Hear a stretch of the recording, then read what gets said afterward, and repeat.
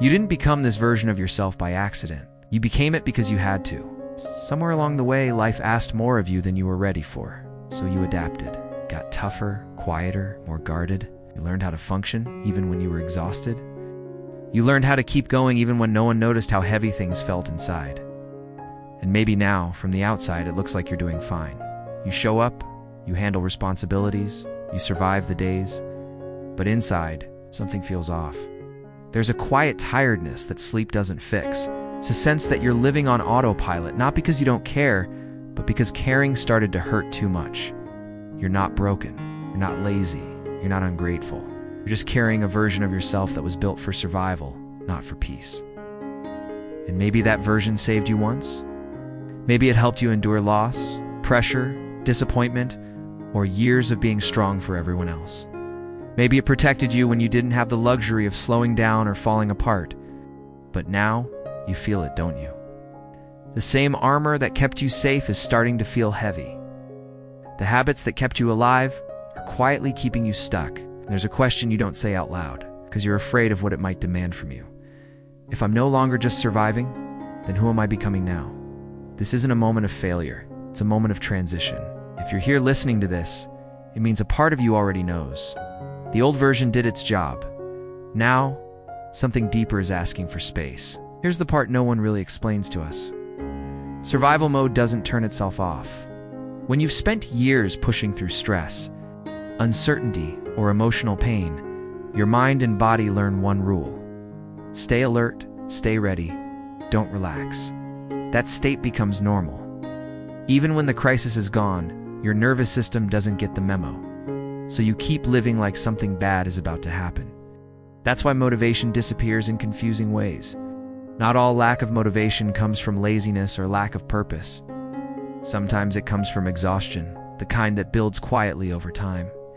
The kind that says, I don't have the energy to want things anymore. Think about it. You might scroll on your phone for hours, not because you enjoy it. It's because it's the only place your mind can go quiet. You might procrastinate on things you once cared about. Not because they don't matter, but because they feel like one more demand. You might feel numb, not sad enough to cry, not hopeful enough to dream. This happens to people who were responsible too early. Two people who had to be the strong one. Two people who learned that slowing down meant falling behind. At some point, survival teaches you to shrink your expectations. You stop asking, what do I want? And start asking, what do I need to get through today? And that's the trap. Because survival skills are amazing at keeping you alive, but terrible at helping you feel alive. You don't lose motivation because you're unambitious. You lose it because the version of you that's running your life was trained for emergencies, not for fulfillment. And until that's acknowledged, you'll keep blaming yourself for a fatigue that actually makes sense. But here's where something shifts. Because once you can name the problem, you're no longer trapped inside it. So what do you do when the version of you that survived is no longer the version you want to live as? You don't destroy it. You don't shame it. You thank it, because that version of you carried weight you shouldn't have had to carry. It's made choices with limited options, kept you moving when stopping felt dangerous, and honoring that matters. But growth doesn't begin by asking what's wrong with me. It begins by asking a gentler question. What am I allowed to change now? A new direction doesn't require a dramatic life overhaul. Survival mode taught you to think in extremes, all or nothing, success or failure. But becoming someone new often starts quietly. Here are a few simple shifts that don't demand more energy than you have. First, move from pressure to permission. Instead of asking, what should I be doing with my life? Ask, what would make today feel 5% lighter? A walk without headphones. One honest conversation. 10 minutes doing something with no productive outcome. Second, redefine progress. In survival mode, progress meant endurance, not quitting, pushing through. Now, progress might look like resting without guilt, saying no without explaining, admitting you don't know what's next, and letting that be okay. Third, create space before purpose. You don't find clarity by forcing answers.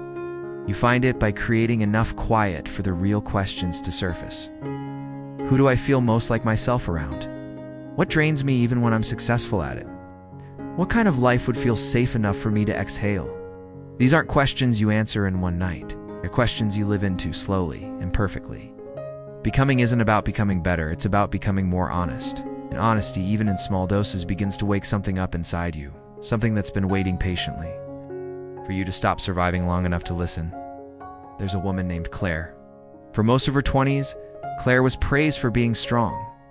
She worked long hours, answered messages late at night, showed up for everyone else.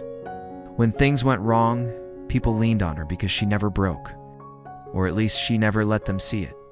What people didn't know was that her strength came from fear. Fear of falling behind, fear of being replaceable, fear that if she slowed down, everything she built would disappear.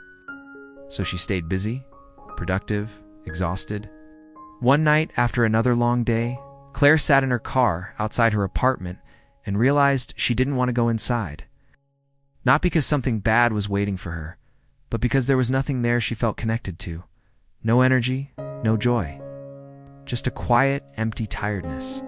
She wasn't in crisis. She was functioning, and that scared her more. Nothing dramatic changed the next day. She didn't quit her job or move cities or reinvent herself overnight. What changed was smaller and braver. She started asking herself one question every morning. Am I doing this to survive or to live?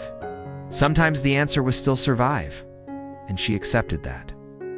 But sometimes she noticed little moments where survival wasn't required. On those days, she chose differently. She left work on time once a week. She stopped apologizing for needing rest. She signed up for a class she had no intention of monetizing or mastering, just enjoying. At first, it felt uncomfortable, almost unsafe, because survival mode doesn't trust softness. But slowly, something shifted. Her laugh came back, not loud, but real. Her body stopped bracing for impact all the time. She began to imagine a future that didn't revolve around proving her worth. Claire didn't become a new person overnight. She became a truer one. The version of her that survived didn't disappear. It simply stepped back and let another version lead. And that's the part we don't talk about enough. Rising again doesn't always look like climbing higher. Sometimes it looks like finally putting something down. So if survival mode shaped who you became, what comes next? Not a dramatic transformation, not a sudden burst of passion or a perfect plan. What comes next is permission. Permission to stop asking, what's wrong with me? Start asking, what has this version of me been protecting?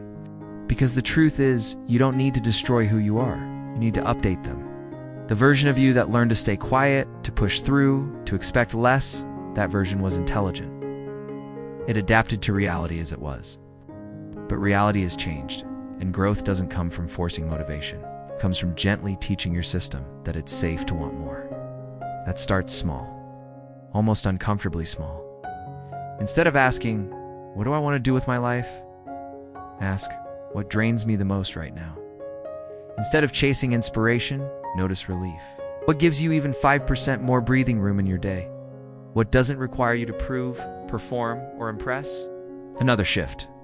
Stop measuring progress by intensity. You don't need big goals to move forward. You need honest ones. Goals that fit your current energy, not the version of you that existed before burnout, before loss, before survival took over.